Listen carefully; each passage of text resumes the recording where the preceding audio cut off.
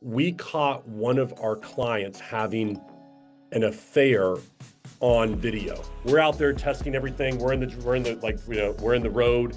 The guy, everything's being set up. She's leaving. It's not his wife. Who is this woman leaving right now? I've never had my bills paid by someone else's opinion, and I love this saying too, that you'll never see a dog bark at a parked car, right? And so like if you're moving and grooving, man, like people are gonna be yapping, right? But it's like, that's all right, Chihuahua, stay on the porch because the big dogs is out here playing, right? We're making content. I'm trying to make moves. I quit that company on a Wednesday afternoon with nothing to do because I didn't want to be the fall guy for it. And I called up every one of these contractors that I was working with. And I said, listen, they don't have the money to pay you. They're not doing things the right way, but I'm telling you the truth the best that I know how to. Mountain Dew doesn't spend $7.5 million on a Super Bowl ad and then come in the boardroom on Monday morning and be like, how many bottles did we sell last night, right? Like, that's not the play. 50% of people ain't gonna like you, brother. They might as well not like you for the most authentic you. Bob's Plumbing, that in 2010 thought they still didn't need a website because they had yellow pages. It's like Bob's fucked now in 2025, right? And he's looking like, I mean, I don't know why we had to just lay off another round of people. Like, the phone's just not ringing like it used to. The reason you haven't created content is not because you don't know how to. It's not because you don't know what to create or you don't have the ability. It's because you're scared of other people in your industry.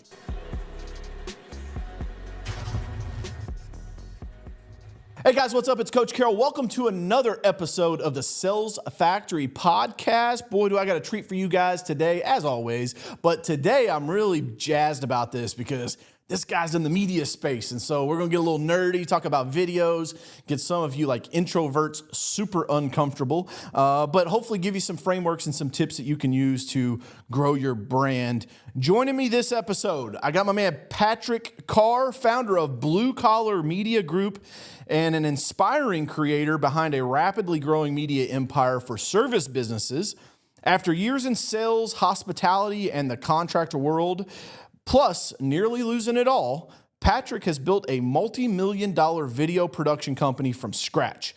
He helps blue-collar businesses showcase their story, stand out in crowded markets, and become the authority in their space, often starting from nothing but a cell phone. You guys know I love my selfie videos. He's also the host of The Patrick Carr Show. Patrick is living proof that grit, smart branding, and relentless belief can transform your story. Patrick, welcome to the Sales Factory, my man. Man, thank you very much for having me today. And I'm hoping I can live up to that intro. I'm not sure that I can, but I'm going to do my best here today. So thank you very much for having me. Let's do it, man. Perplexity AI, shout out to them. They do a great job writing these things up for me. So I give credit where credit's due, man. Well, cool. Talk to us about your journey, man. You started out in hospitality. Now you're kind of building this media mogul empire in the blue collar world, which I'm a big fan of. My background, I turned down 8 football scholarships my senior year of high school and started mowing grass. Grew that to about $3 million in revenue and sold it. Transitioned into power washing and window cleaning, which I still own that company this day. It's called Easy Pro, and we do some of the largest properties all across the Midwest and Southeast. And so blue collar is near and dear to my heart, even though we work with some of the largest insurance agencies in the U.S., so I'm excited to have you on, man. Talk to us about how you got from hospitality over to the blue collar world. Yeah, so I had this dream after watching that movie Ocean's 11 back in the day that I was going to run hotels for a living. I was going to be my own Ocean's 11, I guess. So I graduated from the University of Florida and I got an internship with Walt Disney World. All right, because I thought, okay, I'll start there. Then I moved over to Marriott. And I worked for Marriott for about 5 years and eventually made it over into selling timeshare of all things. You're one of those guys that steal their ID and don't give it back to them until the end of the day, right? It's like, no, just let me show you one more room, Mr. Carroll, then I'll give you your ID back. Right, and then you can get your free tickets to the Disney park. But, so I did that for a couple of years, but I felt kind of sleazy doing that. So I found my way into collections of all things. So I was literally one of those guys in my mid-20s, I should say, that was sitting there on the phone. I'm calling somebody who hadn't paid on a job and trying to collect on it. And eventually I found out that a lot of the files that I had were contracting. They were painters, they were roofers, things on those lines. And the company that I was working for said, you know what, we're noticing the same thing.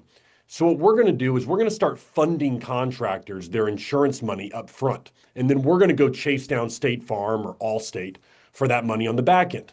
I'm like, great, this is awesome.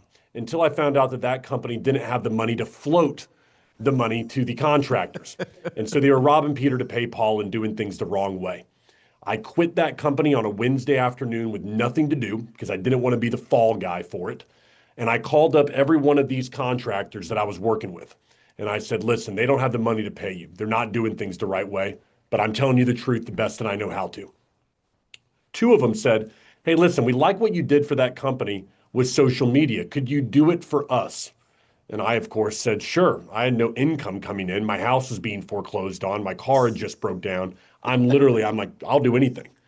Now, I had a videographer with that previous company, but so I had no idea how to edit a video or what to do. And I had no equipment because the videographer had that equipment.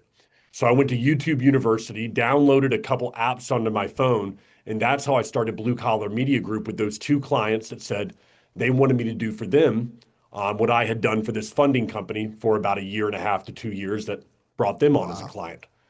From there, we've now grown. We're now 14 people, all W-2 employees that work right here in the office. We generated over 2,000 videos for contractors. We're on pace to do about 5 million in revenue this year. We did about 2 million last year, 5 million this year, hoping for 10 million next year. I work primarily with all blue collar businesses, making them look like rock stars across the country. Yeah, man, I love that. And they need, I just did a speaking engagement yesterday with one of the local chamber of commerce. They had me come in. There was probably 60 business owners there, and one of the guys, I love doing Q&A. I'm hoping I can do Q&A at the upcoming Titan Moving Retreat, which you're going to be a part of as well. And so excited to be able to meet you in person. Depending on when this comes out, that event may have already passed, depending on the team. But I was at this event and I did Q&A, and a guy stood up. He was like, "Hey, I'm a business development rep for a roofing company. We're on LinkedIn. We're on Facebook. We don't have Instagram. What advice do you have for me?" And I was like, "Why the fuck aren't you on Instagram?" was the first question. And he was like, "I don't know, man. I've only been here 3 weeks." So he kind of blamed the team. I was like, "I'll give you a pass." But I told him, I was like, "Dude, if you're in the construction space, like the blue collar space, it's so easy to make content. Like you have a built-in studio that also changes every single day, right? From job site to job site. It blows my mind. Like I get it. The guys aren't comfortable being, in front of the camera or making the content. But I told him, I was like, dude, a super simple reel you can make is watch how fast we nail this 2x4. And you just hit the thing on like rapid fire with a nail gun like 12 times and then throw up your logo at the end. And watch what that does on social, because that's going to get watched 6 times in a row and it'll force it to go viral. It's like there is such a hidden gem, I think, with these blue collars, which is probably to a reason why you guys have grown so fast. I mean, talk to us about the content. Are you making these like long form cinematic? You doing short form? You doing all of it? Talk to the people, Patrick. Like what do you guys do when you come out and work with these contractors? I want to dive into that, but I want to go back to just something you just said about the person who's not creating content. It's one of the first things that I start off with any of our contractors or our clients is, why haven't you been creating content? Why are you at a point where you're calling Blue Collar Media Group to come out there and rescue you for a lot of people because they're so far behind the 8 ball, they need somebody to come out there and help them, which is great. We work with them. But the thing I get across to everyone first is the reason you haven't created content is not because you don't know how to. It's not because you don't know what to create or you don't have the ability. It's because you're scared of other people in your industry. You're scared of their judgment. You're scared of their negative comments. You're scared what they're going to say about you at a ball game. It's not your potential customers, not your potential clients that you're worried about. It's what the roofer down the street, the landscaper down the street is going to say about you in the comments section. Or Beach Lover 928 with a picture of a seagull and its profile is no profile picture, right? Yeah. Wanda 11667. They're like, you always know they're a troll because they don't have a profile picture. And that's what scares a lot of people, even a lot of my clients who might have this persona that, they're big and tough. I'm a blue collar contractor. No, that is something we have to give the devil its due. It's very difficult to handle negativity. And we're scared of it oftentimes because it's one of the few places online where many people hear negativity for the first time. They don't put themselves out there often enough to hear negative feedback. And so they're getting a lot of it all at once when they begin running ads or begin putting their brand online. And so Yeah. with our clients, we start there. You first have to understand that you're capable, but it's the fear and the judgment of other people in your industry that is holding you back. And we can't let those people take food off the table for your family. That's a Yeah. real thing that a lot of people experience. I agree, man. And I always live by I've never had my bills paid by someone else's opinion, you know? And I love this saying too, that you'll never see a dog bark at a parked car. Right. And so like, if you're moving and grooving, man, like people are going to be yapping. Right. But it's like, that's all right, Chihuahua, stay on the porch because the big dogs is out here playing. Right. We're making content. I'm trying to make moves, because if people don't know you, they can't flow you. You know what I'm saying? So it's like, you've got to make sure that you're putting yourself out there. And it's crazy to me that a 47-year-old grown ass man still lives with the high school mentality in the 6 inches between his ears of like, but if I put myself out there, Patrick, what will everyone else say? It's like, it doesn't fucking matter, man. Like, honestly, I hope I make a piece of content and people go crazy hating on me in the comments, because that's going to juice the algorithm and get me in front of more people. Absolutely. But I try to get our contractors to understand negativity is going to come your way. Yeah. Be prepared for it. Anytime you're creating, like you said, anytime you're creating something of substance, you're trying to do something with yourself and your brand, your life, people are going to come at you with negativity. And if you're mentally prepared for that, you're going to be in a better place when you begin creating content. Now, as far as the kind of content we create, it depends completely on the individual in front of us. I have some people with packages, all they want to do is create reels and shorts for Instagram and for YouTube. Other individuals want to do company stories, cinematic stuff that they can put on their website, mini documentaries. Some of the funnest stuff that we do are stuff for the community, maybe a Yeah. roof giveaway that someone does or something for a veteran that we can really highlight that individual, and storytelling becomes important there. But it really depends on the individual and what their needs are and where they're at in their business. And then we customize the package for them. I love it, man. Yeah, the community involvement stuff is probably some of the best content you can put out. And I don't say that. I think, there is a time and a place to give in silence, and like that's between you and your creator. But like, I also think that it should be a part of your marketing plan. Like for us, in my company, our core values are growth, innovation, velocity, and excellence. So it spells out give. And each quarter, we do a give project with a local nonprofit called the Family Scholar House. And their mission is to raise people out of poverty through education. It's a hand up, not a handout. And they work with a lot of single moms that have been in really bad situations. And so it's such a great opportunity for us. And once a quarter now, like, I've got a focal piece that like we can create content around that resonates, whether you want to hire us or not. It puts us in a great light in the community. And I think that's a great strategic plan. I love that, man. Cause yeah, sure. Like you could do this, the nail in the 2x4 20 times in 13 seconds. Right. But like you also can show like, hey, we helped this veteran out in the local community, which I think is a great piece. So that's sick, man. I love that. And how long have you guys been doing this? How long have you guys been making content for blue collar people? So I started the company in April of 2021. Okay, sweet. So newer venture. So you guys are fucking hockey sticking then, man. Yeah. So it was me. And for the first 2 years, it was only me. So through about the beginning of 2023, it was only me. And in fact, if I was doing a podcast, I'd go over there, I'd set up the camera and I'd click record, I'd run back to the other side, and I'd just hope that it was in focus. Yeah, right. I remember the first time I went out there, if you want to talk about screwing up, anybody in media will understand this. I had no idea how a camera worked. I went up to Georgia to film a contractor. I bought the camera literally the Friday before. I had to be there on a Monday. I'm going on YouTube, A73, how do you use it, beginner's guide, everything I could come up with.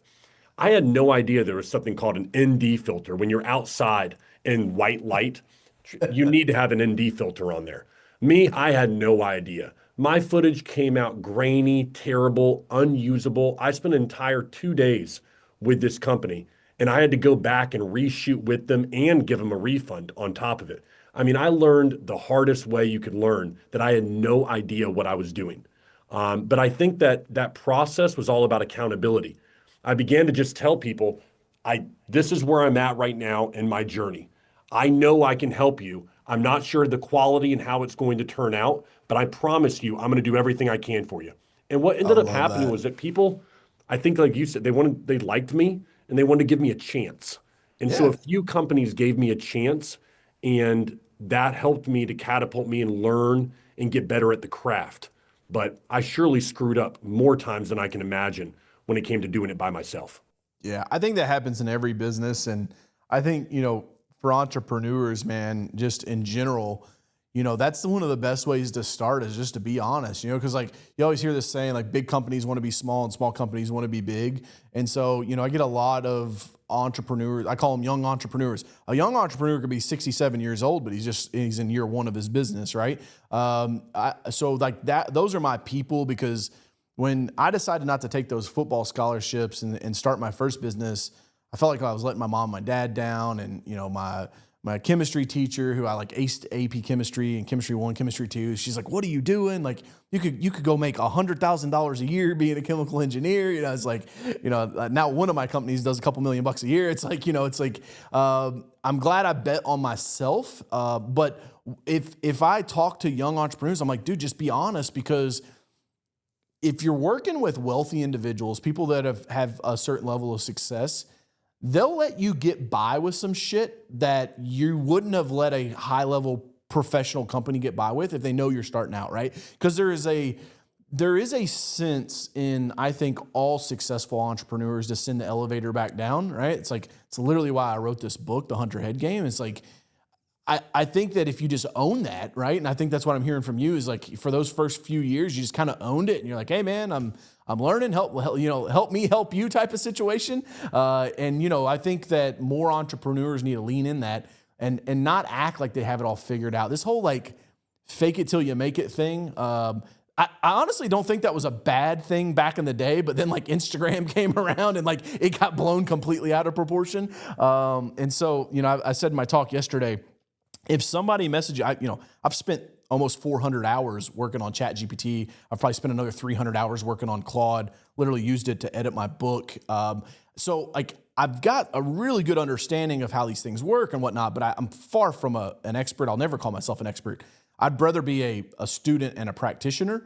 And I told the business owners yesterday, I said, if someone hits your LinkedIn inbox and their profile says AI expert and they're trying to sell you some shit, you should run, because the AI experts are in Silicon Valley because old Zucks is paying $100 million signing bonuses. So if you know your shit, that's where you're at, not like DMing people on LinkedIn. So sorry, little caveat, little sidebar there, but The AI thing is interesting because what's happened is in the past year when we do, let's say, pre-production or sales calls with individuals, they want to know how much of this is going to be AI, or can we do a completely AI video? And that becomes a topic of conversation probably 5 to 6 times a week, especially with potential customers who are interested in how video has progressed, with AI has progressed in video. let's talk about that for a second, Patrick. I'd be curious your thoughts and what you're seeing. So I do an activity every month with my team to put ourselves out of business. We do a Friday and we spend 6 hours and we try to put Blue Collar Media Group out of business. I encourage other companies to do the same. I What love it. would you do if you were a competitor? And lately, for the past 6 months, every single time we do it, it's AI. How will AI render us completely useless as videographers, editors, and a media company? Mm, We're at a point now where we can use 6 different apps to come up with something similar to what we shoot in the field if we have an image or video that we can reference. yeah. That's it. Similar. And that's using through 6 different apps that we have to go through. We have to get the image out on this one. We have to add motion to it here. It's difficult. Um, I think that we'll be down to maybe 3 to 4 apps by the end of the year. And I've told my team the traditional media as we do it right now is going to be gone in 3 years. Our company, as it sits right now, will be gone. We will not be going out to contractors and filming in the field and doing what we do. But the storytelling is what it's going to be replaced by. Our ability to input information into AI to give us an image, a rendering, and a video of that contractor on top of a roof, landscaping, doing whatever they want to do. We're going to have to be storytellers and communicate with AI to give us those videos that we want. And Mm, I look at it like avatar management. that an individual contractor, we're going to be able to put them wherever we want to, on a plane with their family going to Myrtle Beach, or they could be on top of a roof talking about flashing. They could be talking about drip edge or be in their office doing a podcast. We can place them where we want to place them. But are we going to have the ability as a team to storytell and communicate with AI to make that happen? That's what we have to become more proficient in the next couple of years, or we'll be rendered useless in the future.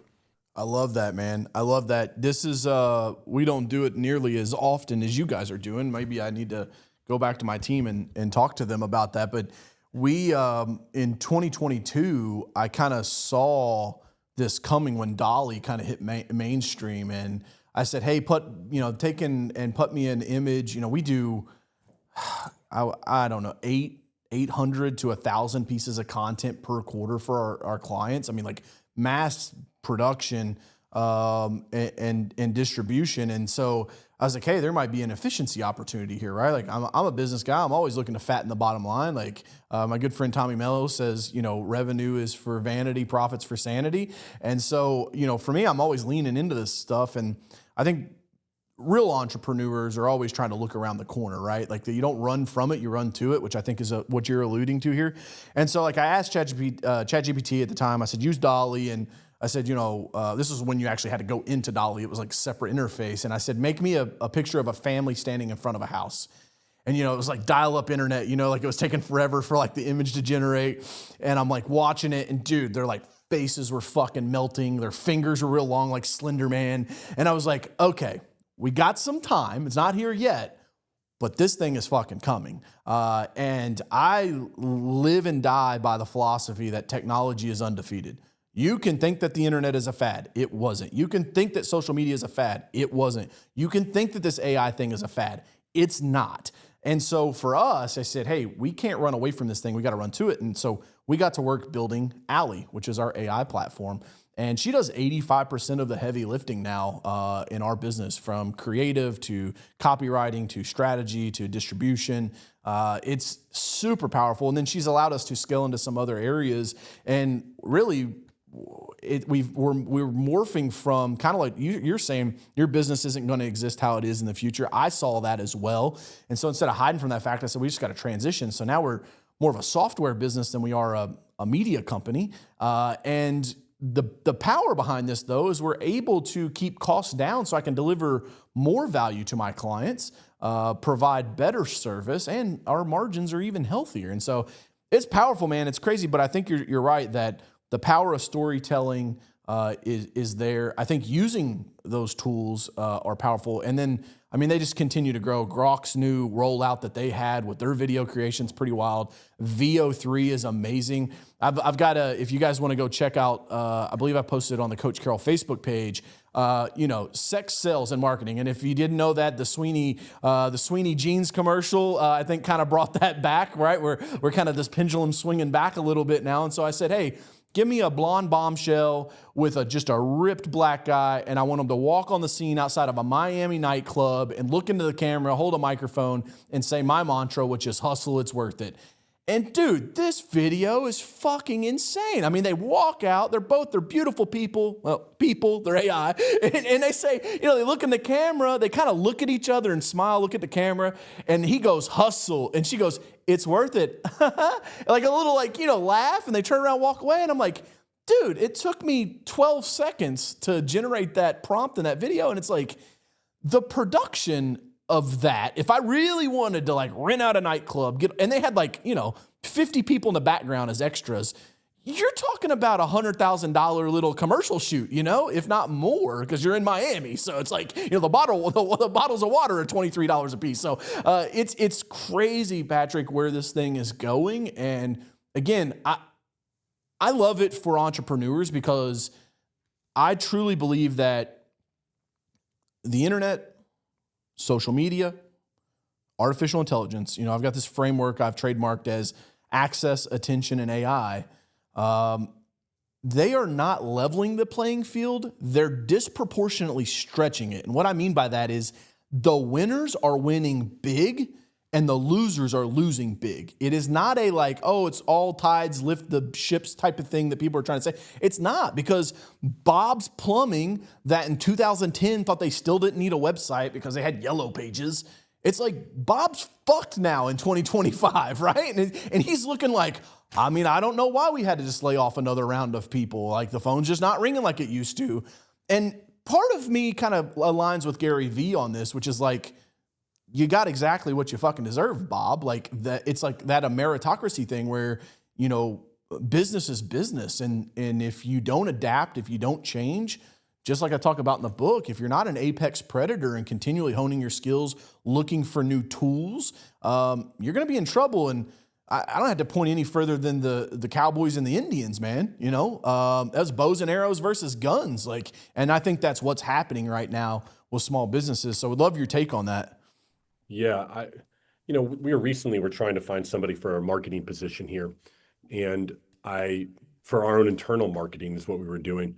And it was amazing to me. We had a lot of young people coming through who had, I say young, probably in their late 20s, who had, they don't have jobs anymore from other blue collar businesses, let's put it that way.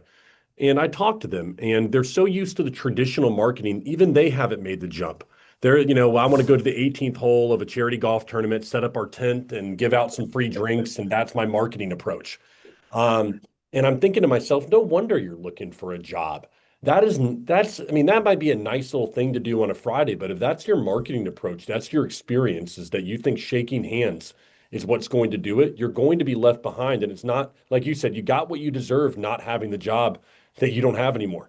So I think that people have got to wise up to what the capabilities of AI are in the next 2 to 3 years. It's going to put a business like mine out of business unless we adapt.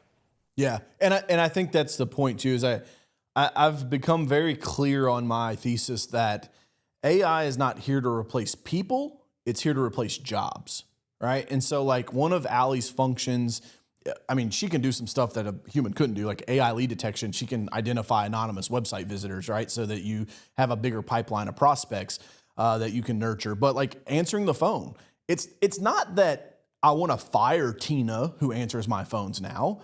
It's the fact that Tina can do more high leverage, high level stuff now, because 30% of calls that come into a blue collar business are, Indians from overseas trying to sell you web and app development, an automated message about renewing your car warranty. Like, it's a huge waste of time, right? So like, there's a pickup in that, but also with AI, you get the exact same conversation every single time. So you know your brand, right? So for instance, my blue collar business, Easy Pro, when Allie answers the phone, she says, "It's a great day at Easy Pro. This is Allie. Who do I have the pleasure of speaking with?" There's nothing more aggravating to a business owner than like, we learn, we go to a business conference, we're like, okay, cool.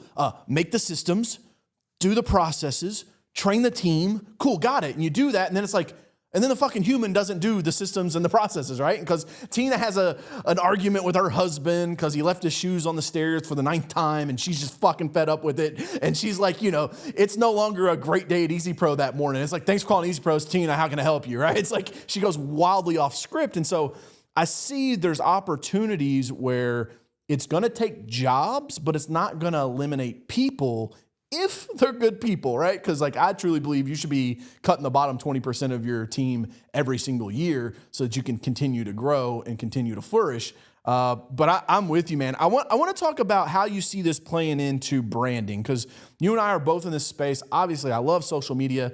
That golf course analogy is fucking spot on. That same $3,000 put towards Facebook ads engineered properly get you in front of 1 million people instead of the 150 that were at the golf scramble.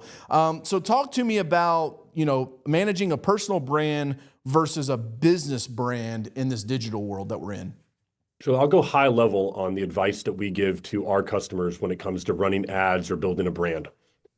The first thing I tell them is we need to create a funnel for you with videos. And that funnel should give you consistent lead flow all the time. You shouldn't have these big ebbs and flows and roller coaster of leads coming in. We need to make sure that we've got solid lead flow. And for the brand, this is what we tell them. We say, your business is not sexy. It's not Donald Trump, and it's not a girl in a bikini. It's not going to be something that when people are scrolling on social, they're going to stop and go, man, I really want to consume this content about roofing right now. And a lot of contractors create content that's I don't know, gives you information, it's educational, but it's boring. Yeah. Hi, I'm Bob with Bob's Roofing. We've been in the community for 35 years. If you need roofing, it's like, yes, swipe. I mean, I was gone when you're like, hey, I'm so and so. First of all, we tell everyone, stop introducing yourself. Nobody Yes. cares. You've added Yep. no value to my life. Yep. So, but what we need to do on the very top of that funnel is we need attention. Attention is the ROI to begin a brand, in our opinion. So you need people to put eyeballs on you before your brand is ever going to matter. And so when we begin doing that with an individual or a company, we're looking for things in their local community that matter to people that may buy their product. So if we're doing something, let's just say in Austin, Texas, we want to find things in Austin, Texas that people care about, things that are local, things that are going on, news that is happening, so that we can grab attention on the top of our funnel right there. And we create videos that are going to get people to go, huh, what is this about? Doesn't that mean you have to put the nail into the roof? We need people to stop and start to see your face and hear your opinion, like you, want to just see more of your content. The second level, once we've done and we have that, we retarget with authority-driven content. Now, I want to know what you do and why you're the best at doing it. You've got my attention, but now I need to know why you're the best. The third level we go down is who else believes in you? I need to know there's somebody else, which is a testimonial normally from someone that is actually interesting to watch. So show me that somebody else believes in you on the third level. And then finally, funneling it down as a call to action with urgency. Why should I even get involved with you right now? I'll wait to get my roof till next year. We need them to understand now is the time to get this done and why it's important. What that does is it Love has that. people see you at all different levels, build trust in you, always like you. And by the time they call that business, they're somebody that they want to work with. They're not worried about price. It's just, I want to work with Bob because I love Bob. I've seen him on these ads. This is great. These people are my kind of people. And they'll pay a premium because they like you and they like what you stand for. But until you put yourself out there and grab attention at the top of the funnel, nobody's going to care. I love that, man. That's so succinctly put. You said something there that I want to circle back on because that framework that you just delivered, and you guys need to go like rewind this and write that down because that was just like a little 2-minute master class on a branding funnel and understanding that not all marketing is the same, which I think is the biggest challenge.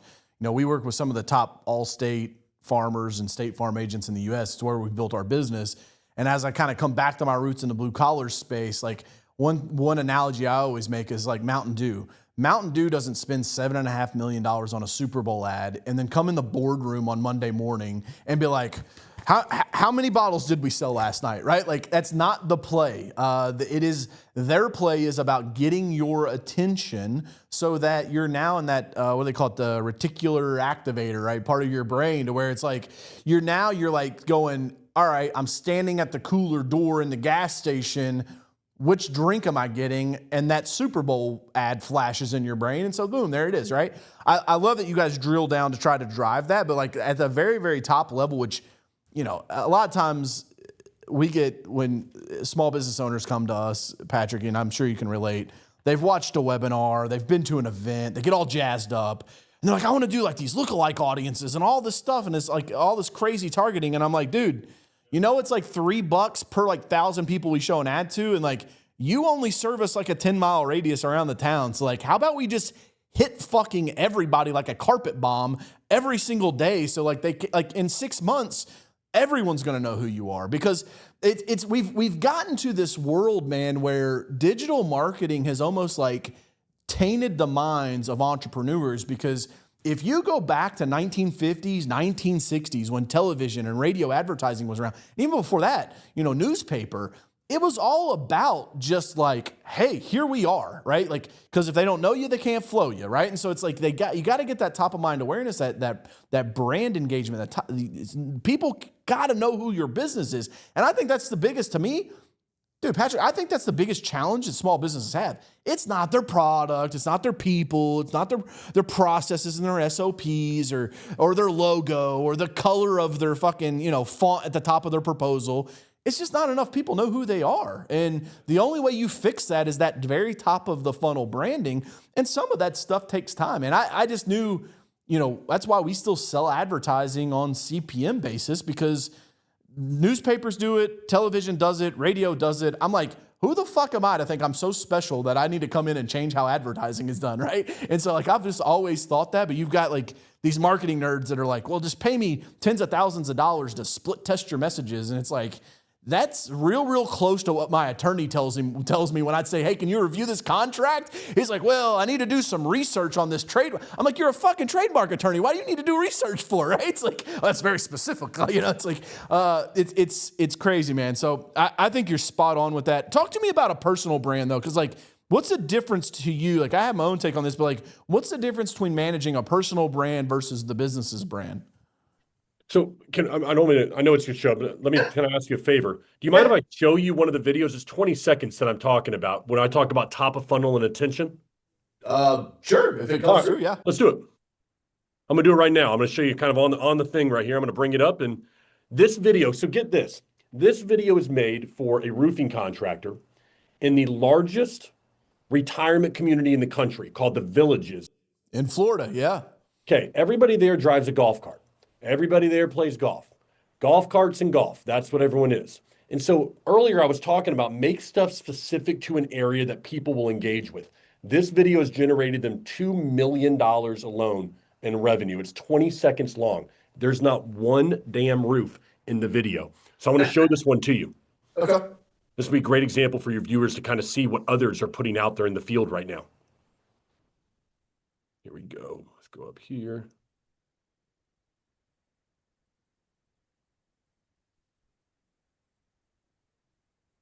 Roof.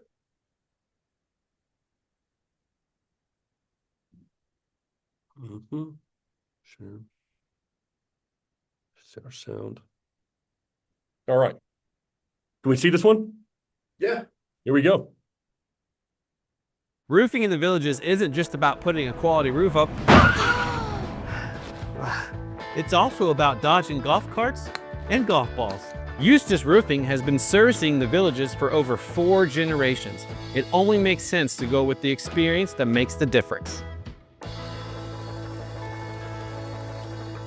Killer video. If you guys are listening to this on the audio only, you'll have to go over to YouTube and check out the long form version. I'll break it down for you. It's basically a guy that opens up, then gets hit by a golf cart, and a golf ball bounces off the top. Patrick, my marketing brain, I was like, this is instantly about to be a dude that tees off and bounces a golf ball off of a roof, right?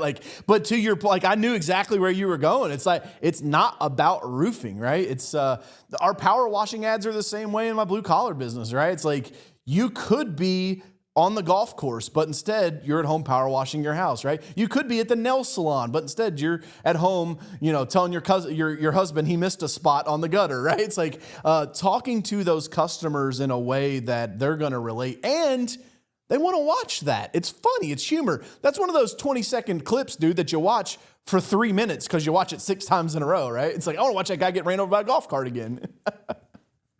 And so to go back to your question about personal and professional brand, here's what we teach here is that when a company comes on, most of the time they have no professional and no personal brand with us. They've done some stuff, they've dabbled in some marketing, but they really don't have a brand on either side.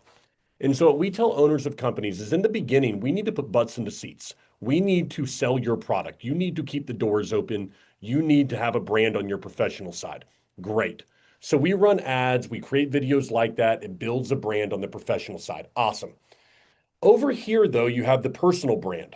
And the personal brand is where you need to get people to like you, engage with you, understand how you think about things. And you can build this. But here's the cool thing. Over time, what I tell our clients is you're getting all your leads from paid, but you should start to have a personal following that over time begins to be your main lead source. A great example of this is someone like Brad Lee. I don't think a lot of people could tell me what Brad Lee's Lightspeed does. But if you watch the guy, you watch his podcast, you've seen him speak, you want to do business with him. And so you'll begin to do research and go, oh, that's what he does. I trust that brand because he's built a personal brand up here. He has to do less marketing and put less ad spend here because he's built the personal brand. So you've got to make that shift is what we have to do. And that's when it becomes very powerful because then your ad budget goes to almost zero. And yet you've got great incoming customers who are begging to do business with you. I love that, man. Funny story about Brad Lee. I'm just a Kentucky hillbilly. I wore my shoes today so nobody could tell. But the first time I met Brad was actually at his office in Vegas. This was back before he had any social media following. And it was so long ago. I have to go back and see what the exact year was. But I was about 10 minutes late getting to his office. I had DM'd him on Twitter. And I said, hey, I'm in town, would love to meet you. And he was like, cool, here's my assistant's number, Maria, who I think I saw her on the call the other day. She's still his assistant. And so we set it up. I was like 10 minutes late, and I apologized. I was like, man, the cab was late getting there. He's like, cab? Dude, why didn't you just take an Uber? And I was like, the fuck is Uber, right? Like, it hadn't even gotten to Kentucky yet. And so he's like, here, download this app and check this out. And so Brad Lee is the person that put me onto Uber, which was pretty cool. And he'll tell you, I got him his first. He may have had some followers, but I think I tweeted out. I was like, you guys need to go follow Brad Lee. And 200 of my followers went over and followed him. And he was like, holy shit, man, you got real pull. And it's now, dude probably gets 200 new followers a week. So it's no big deal. But I can't wait to see him in St. Pete. And because I haven't seen him in person since then. So funny story, man, of being in the internet marketing world for years and knowing some of these guys from way back when. Alex Hormozy just did his big book launch. I saw him at ClickFunnels in San Diego. I met him for the first time in 2016 when he was telling Alex Charfen about his gym launch idea. Him and Layla had their 8 gyms, and he was getting ready to just go build a bunch of gyms. And Alex Charfen was like, that's the dumbest idea. Just go license your IP to them. And that's what became Gym Launch. And so it's cool that I've been in this space so long to see some of these things play out and see some of these guys blow up.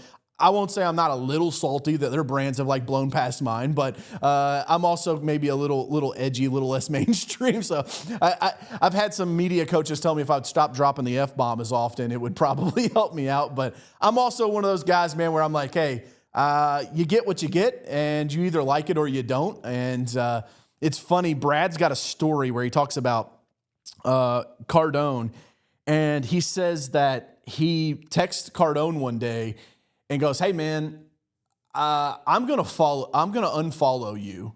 You're the content is just too much. It's just I just see shit over and over and over again. I'm going to unfollow you. To which Grant said, go ahead. You weren't going to buy anything anyway, bitch. Right. And so it's it's that mindset of and this is, Patrick, this is why you see TikTokers that have 20 million followers that have had 6 failed product launches. Because just because you can TikTok dance doesn't mean you have influence and power over your followers. And so we'll save that for a whole other episode. We could get into that. But talk to me, man, about imposter syndrome. Because I think we're in a place where, again, this is my raw, uncut version of this, but it's the reason why I bought this, why I wrote this book, is that I think people have just gotten soft. And so instead of saying hey, I'm insecure, we've made up these warm and fuzzy words of I have imposter syndrome. Talk to me about business owners that are maybe insecure about getting in front of that camera and making the content. Because I'm sure you go through this with blue collar guys. To me, I think one of the coolest videos ever is if a big burly blue collar guy had a pet rabbit that he put in every video, right? It's just softening you up or something that catches in a prop. But talk to me about that. What's your thoughts on people that are afraid to get in front of the camera? I know we alluded to that a little bit earlier with the branding, but anything else that you could add to that to help people build up that courage and that confidence? Yeah, I think if you're just beginning your journey, do everything possible to be your most authentic self. You don't have to be a used car salesman when the red light turns on and that camera's, hey, come on down right now to Eustace Roofing. Come on down to Patrick Car, man. I can't wait to be able. It's okay, buddy, that's not you. And what we tell our clients, if we see that, because sometimes we'll show up and we'll be talking like this, the red light turns on and they turn into a completely different person. And I'll go, stop. Who is this guy that just came out right here? And it's because if you're over the age of, say, 35, you probably grew up on 90s, early 2000s television, where you think it has to be, these commercials have to be over animated, the used car salesman approach. Come on down to Chevrolet today, that whole thing. Yeah. Or the radio DJ, right? Where it's like, tuning in to WWKG17, right? It's like Today's hits and yesterday's favorites. But we tell our clients this is that not because that doesn't work, but because you're going to get damn tired of that real quick. And there's no way over time you're going to be able to create enough content if every time that red light turns on, you feel like you have to be a different person. Yeah. That's not what you want. And I explained to them right there, I've happened many times in front of a build that's going on, is that 50% of people ain't going to like you, brother. They might as well not like you for the most authentic you. All right. The worst is that if somebody comes up to you and says, I don't really like you. I just decided, hey, listen, I want to do business with you after seeing that ad. And you have to think to yourself, that isn't even me. That was like a persona that I was putting on. I thought I was acting cool. Yeah. People want to see the authentic you. I think it's why bloopers are so popular as an ad for us when we put them out there. People just want to say, oh, he's like me. I get it. It's not polished. This guy's a plumber. This guy's a roofer. This guy, I don't know, he makes shelves. And I think people appreciate authenticity. And as a creator, you'll create more if you're actually authentic to who you are and not trying to pretend to be somebody that other people are going to like. I love that, man. I couldn't agree more. I always say, draw your line in the sand. I know a lot of people don't like to get political. It's one of the easiest ways to do it. I've lost clients before because of it. And people will message me and they'll say, hey, I don't like that thing you said about Trump. And I'm like, well, what didn't you like about it? And it's like, well, I don't want to get into it. And it's like, okay. And then it's like they cancel their account with us. And I'm like, all right, whatever, man. Because like, I know that 6 other people, I just solidified them as lifelong clients now. And so the world is a lot bigger than what you think it is. I also want to allude, Hank Norman was my media coach for a while, and he called it your media voice. And it's 3 octaves higher than your normal voice. So instead of it being like this, it's like, hey guys, how are you doing today? It's like they jump that octave. Patrick's laughing because he knows what I'm talking about. When you like hit record and it's like, whoa, where the fuck did that just come from? That's not how you talk, man. And I'll just tell you guys, like, being unapologetically, authentically yourself, what Patrick's saying is easier for you to make content. You'll also put out more content because there isn't this like massive preparation of how it's going to come across. And like, I think Hormozy is one of the best guys to do it. It's like, he's actually kind of boring when you watch him, right? And I think people watch him just because his content is so good, like the nuggets are there. And then when he delivers it, it's like even a seasoned entrepreneur, he talks to you like you're stupid, like duh, right? So he's almost got that Dave Ramsey vibe where it's like you moron, why? Yeah, it's just double your prices, duh, problem solved, right? And so I truly believe that, man, and I couldn't agree with you more on that. Let's talk about practical marketing advice for founders that got no budget, right? So a guy that's watching right now and they're like, yeah, Patrick, I get it, but I'm not a home builder, dude. I clean dryer vents out for a living. My average ticket's $400. I can't afford to pay you to come out here. Like, what advice do you have for those guys as they're trying to scale to a point where they can outsource this stuff?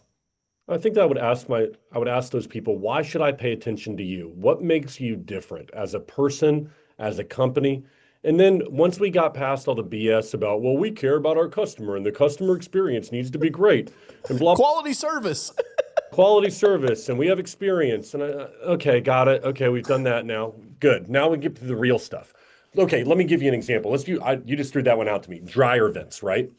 I would ask them, I would say, when you take out that dryer vent, do you clean it with a glove or you do it with your hands? Well, I do it with my hands because that way I can really I can't feel all the hairs and stuff when I have a glove on.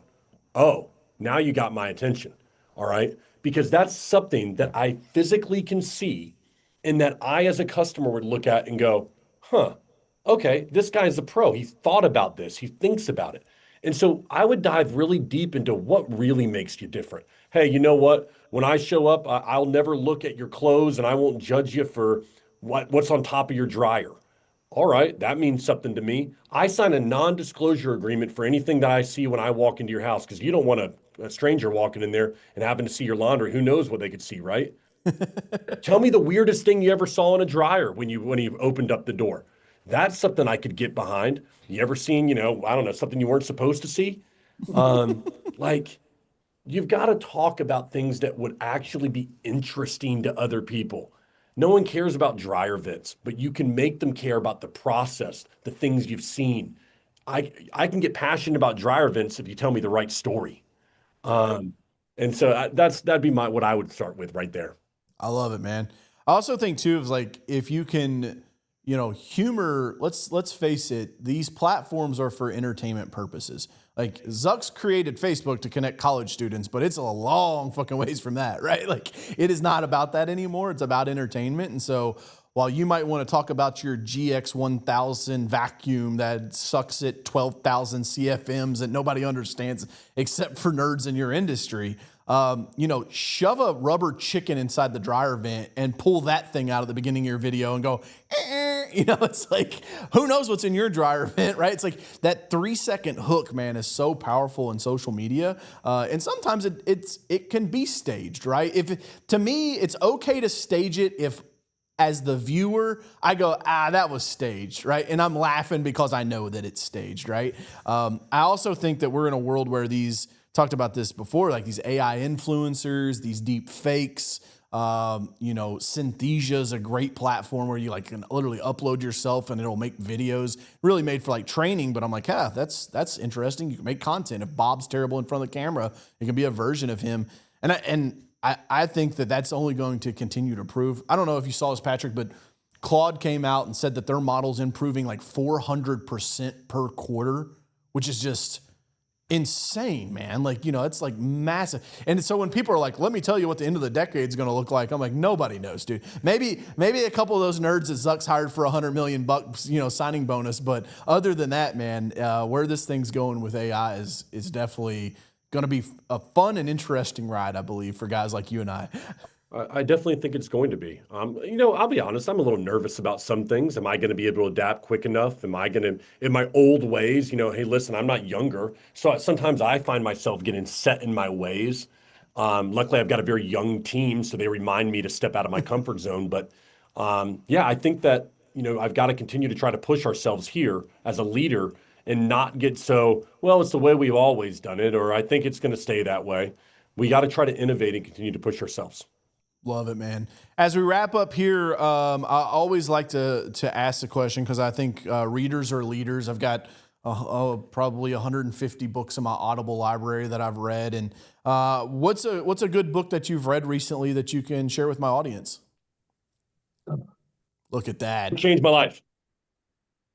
This is the book that changed everything for me 2.5 years ago, or now about 2 years ago now when it came out. The Power of One More, Ed Milet. That's a good one. It's about as easy of a read as it comes. Like, I'm not a reader, but it's short little chapters, big words. So, I mean, you can get through the book in just a couple of days. I used to read a chapter in the morning when I had breakfast and just read one chapter a day. And it is so immensely powerful. I think Ed Milet is just incredible. So The Power of One More, I keep it right here for any guest that comes in my studio. This is the one that changed my life. Love it, man. Love it. And then obviously you're in video and film. So I want to know the wildest behind the scenes client story that you got. Please leave the client name out of it. The wildest story that I got. I'm trying to think here. What is the wildest one that I have? Yeah, definitely the name out of this one. We caught one of our clients having an affair on video. Edit team, that needs to go as the first clip to this fucking podcast. So, holy smokes, man. How did this happen? The client had decided to do a roof install at their home. All right. And so the wife was not home and we showed up early to the shoot. Well, our cameras are running as the woman leaves. And we're out there testing everything. We're in the road. The guy, everything's being set up. She's leaving. It's not his wife. I know because they're business partners and I'd done calls with them. And so I'm thinking to myself, 7 a.m. in the morning, who is this woman leaving right now? She looks at us like it's just ghost white that we're out there and the cameras are rolling. I'm like, I don't know exactly what to say. And the client ended up around lunchtime. He couldn't stand it anymore, pulled me over to the side and was like, hey, do you have that footage? We own it, right? So we can delete that. Will you delete that footage right now? And I'm like, hey, man, you own it. You're right. We will delete it right now. We ended up deleting Wow. it. It was the right thing to do. The client does own the footage that we take. But I remember sitting there and going, holy crap, this is going on like that show Cheaters. I felt like, Damn, man.